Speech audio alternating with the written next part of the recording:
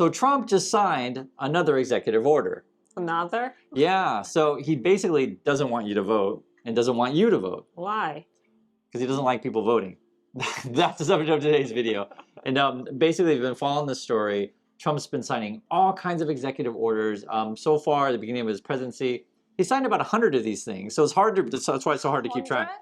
It's really a But lot. he's been doing like 2 months right now. Something Yeah, like so that. 64 days, he signed 100 executive Yeah. orders. So was that like 1, 2 every day? Something like that. To give you guys an idea, Biden did about 42 orders in his first 100 days.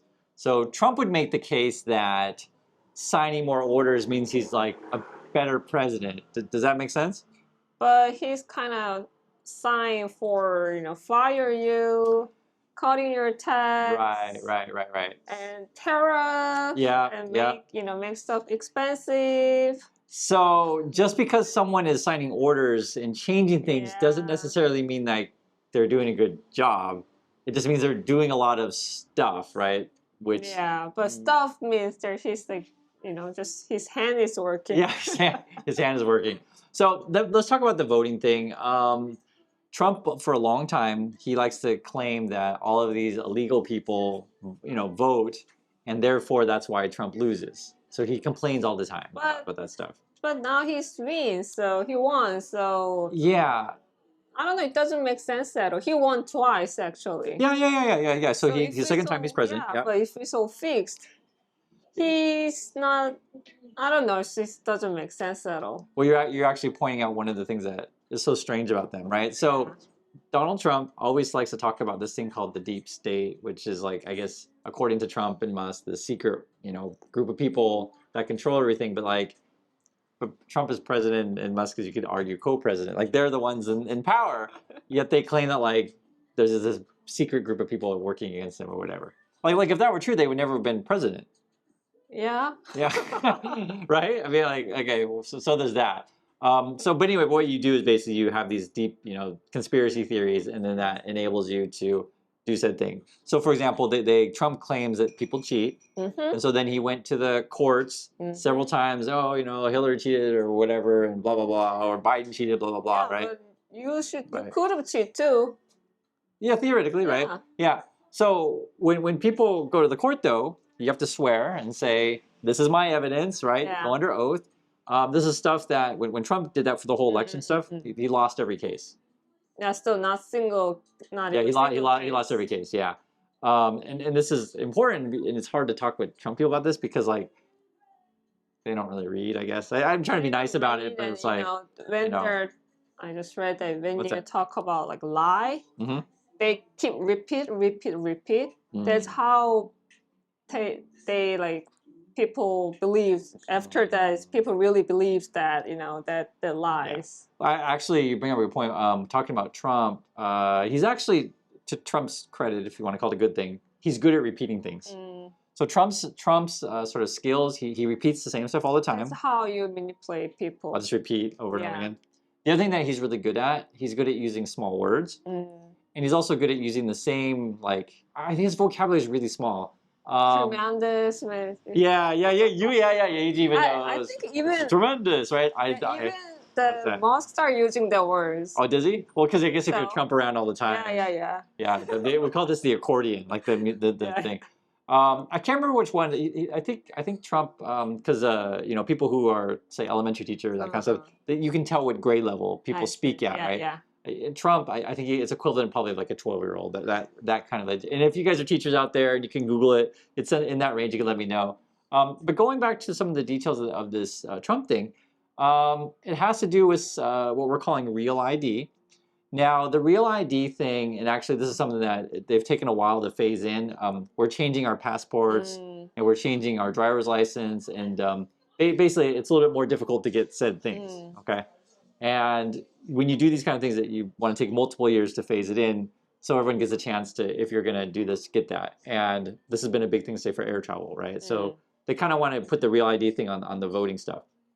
Here's some of the keys to understand, though. And it should be same for many countries around the world. Voting, if you're a citizen, that is your right. Yeah, that is your basic right. Yeah. Your basic right is to vote. So if you're creating all these rules to take away someone's That's right. right. But you're gonna still tax you, right? Oh, yeah, actually, and I don't advise this, but many people are like, I'm not paying taxes because Trump is president. So I do not advise to cheat your taxes. I don't advise that. I think it's a bad idea. But I'm just saying, yeah, some people say, well, Yeah. Trump's president, yeah. There's that. But the voting thing for Trump, I'll give you some examples. So if I'm a citizen, it's my right to vote. One of the things that Trump would say is like, okay, we're not going to take mail-in ballots that come in the day after the election, that arrive after the election. No, that's So why? that is too dangerous. Why would that be dangerous though? You know.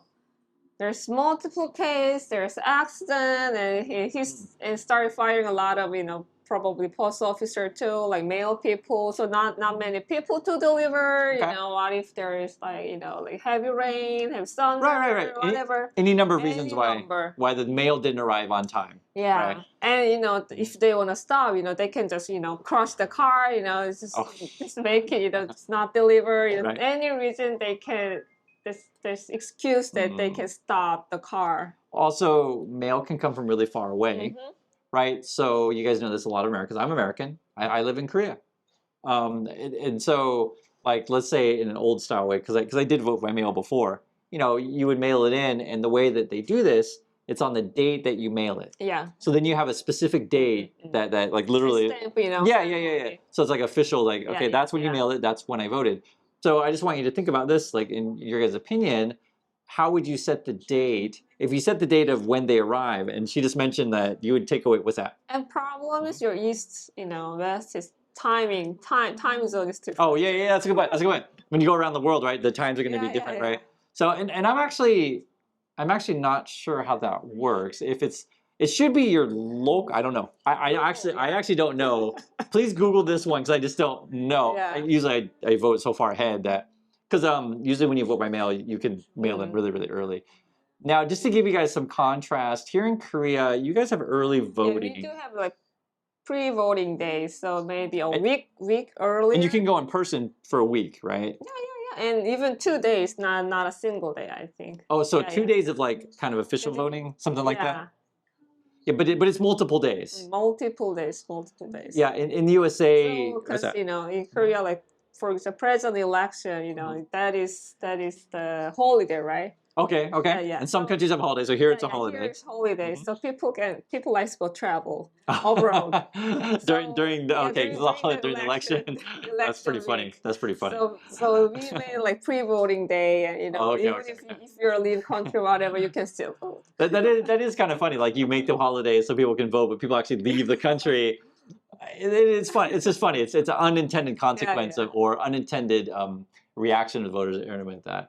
But the point being, though, they encourage and try to make it easier. Yeah, make sure people make both vote. And I want to hear from people around the world, which country you're in. Is it a national holiday where you are? So I'm actually for that. I would like the USA to make it a national holiday.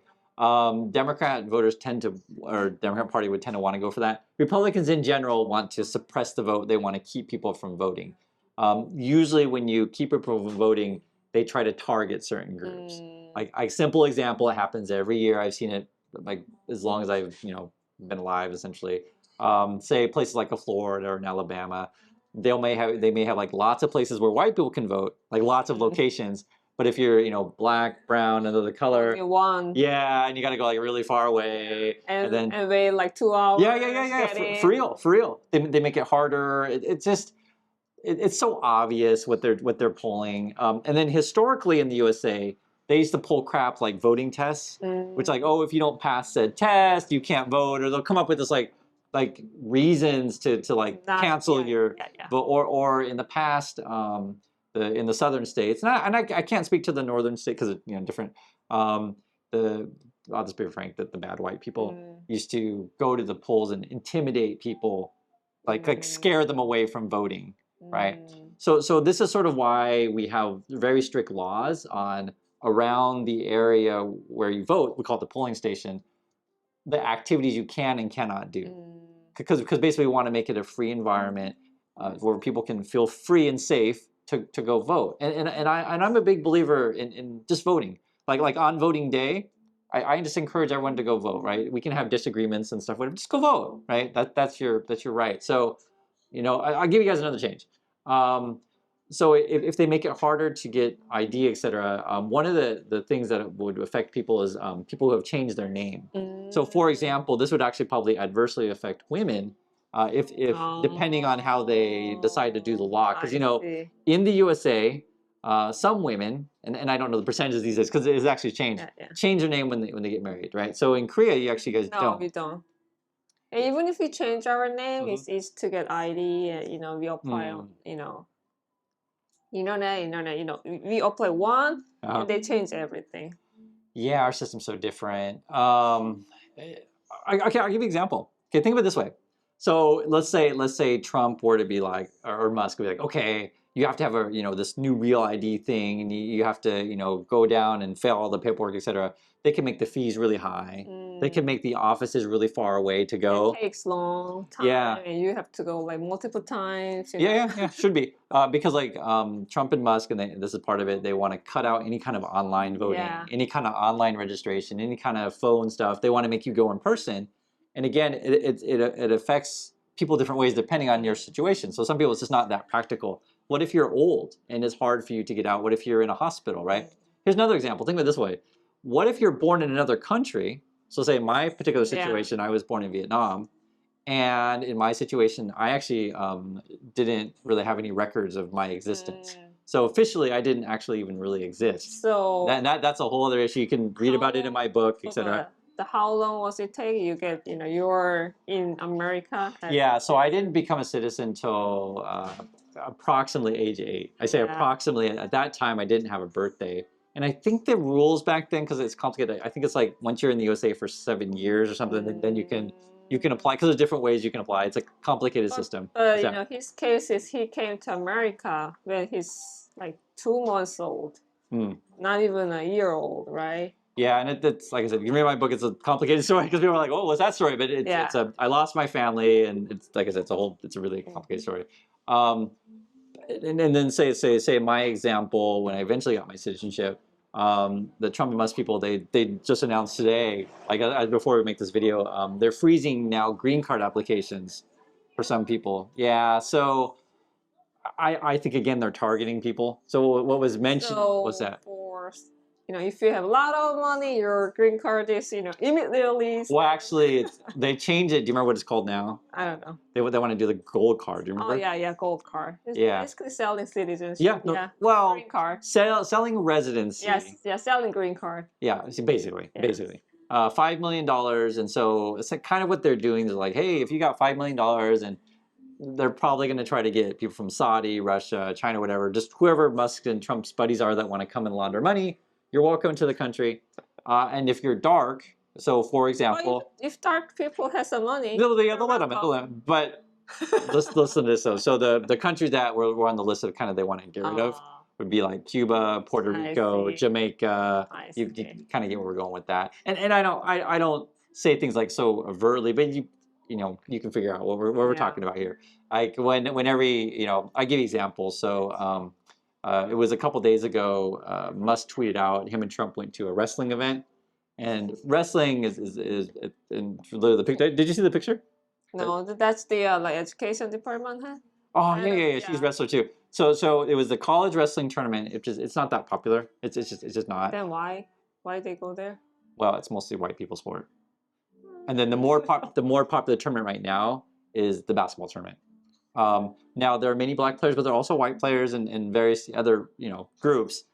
But it's not like all white people play basketball, whereas the wrestling tournament tends to be a lot more white people. Obama did it, the Fox News said, Trump, what if Obama went to wrestling event and they're gonna, wow, what's the president doing there? At the wrestling event. Yeah. So but the basketball is the bigger event. It's just a really big event. Everybody like bets on it, basically. Because it's like 64, actually it's bigger than 64 teams these days. We're talking about basketball now, but it doesn't matter. But going back to this though, is like the way that they're doing things is they're always favor basically white dudes. I'm just being really obvious about it. And it becomes a problem when that is your priority to only pick that person, and you're not really looking for, you know, all candidates in whoever's the most qualified. You're only looking like, I'm only looking at a certain group of people, and it's not even all white people. To be fair, it's white people who have scandals, white people who appear on white people who okay criminal white people who appear on Fox News. I see. You know, if because like Trump watches Fox News every day, Yeah. so as long as like, you know, hey, they give a nice interview on Fox News, they say nice things about me, you're hired, right? That's because he's like casting a TV show effectively. Yeah. Or you know, if your name is Musk or Trump, right? Like his family basically, you know, you're invited. But like this whole system that they're doing, and I just want to make it clear, just because someone is active doesn't mean they're good. And Yeah. smart. Yeah, because when I think about we were talking about this, for example, here in Korea, we have a really big forest fire, like really, really big, right? So in those situations, you want the government to do their job, right? Put out the fire. You also want the government to track the fire, have good satellite information. Like already, you know, what we're talking about here is what's going on with the weather, what's going on with climate change, these kind of things. Like this actually affects your life directly. I read 5,500 people have displaced, so lost their homes. I think 18 people have died, and there's many, many more missing. It's still going on, and today sky's too clear. We need rain. Yeah, we need rain. Yeah. So the reason why I'm bringing that up is like in the Musk and Trump situation, when they want to just cut all government programs, cut our research, you know, cut any experts out, like, you know, I don't want those kind of actions. You want the government to just like, hey, they're there, you know, they're there when you need them, and in that situation when it's really needed, you want competent people to come and fix things. You don't need them to be on TV all day, every day. They just need to be there, but not all day, every day on TV making waves all the time. So I just want to point that out. Being active doesn't necessarily mean be good. So that's what's going on with the voting situation. They want to change that. There's many, many more orders to talk about. I'll just give you one more, and I can't get into it because it's a whole other topic. But basically, he signed an order today that makes it so they want to encourage digital payments in the government. And so through the Musk company? They didn't say it specifically, but that's probably where they're going. Yeah, he literally signed orders like, we really want more digital payments, and then specifically he mentioned the Treasury, and every time they could do digital payments as often as possible. It just, you kind of know where that's going, but we already knew that they're going for. Oh, and you didn't know this. He's got a new coin now. They call it a stable coin. Yeah, that's the third coin of the Trump people, and they're making a deal with the Chinese crypto guy or something. He wanted a pardon, like to forgiveness. There's so much to talk about every day, but like I said, being active isn't necessarily good. It just means you're active. Yeah. Anyway, want to hear you guys' thoughts on any one of these things, and we'll catch you next time. So, bye.